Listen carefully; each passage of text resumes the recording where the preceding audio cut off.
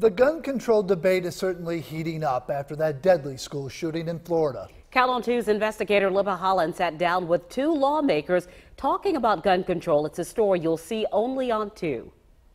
This week, I spoke with Republican U.S. Senator Tim Scott and Democratic U.S. Congressman James Clyburn. Both have ties to the Lowcountry and strong opinions on federal gun laws. Teenagers are now calling for change. We won't stop!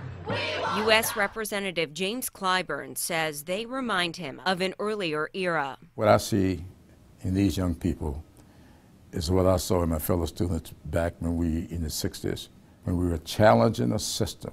We had a different idea, and we went out and we did it. So these kids have got a different idea, and they're going to do it. Clyburn calls our current gun laws archaic. He says there's no need for assault weapons and no need for unlimited ammunition. This whole notion that guns don't kill people, people do. The fact of the matter is a gun ain't going to kill a person by itself. Take the time to do it right.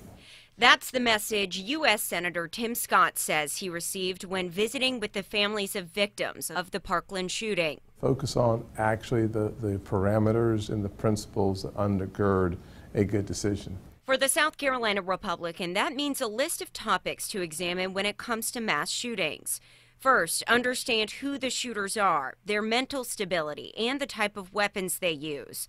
Also, look at where these mass shootings are happening, and then take a look at the gun laws in each state and how they're enforced. And then transpose over those 4 or 5 points the importance of what is the gun violence in our country today. And that's something Clyburn seems to agree with, that we need to examine the gun laws with reality in mind. Look at what the situation is today and what should our rules and regulations be in order to govern the situations we find ourselves in today.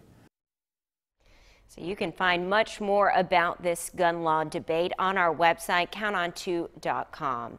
In the studio tonight, Libba Holland.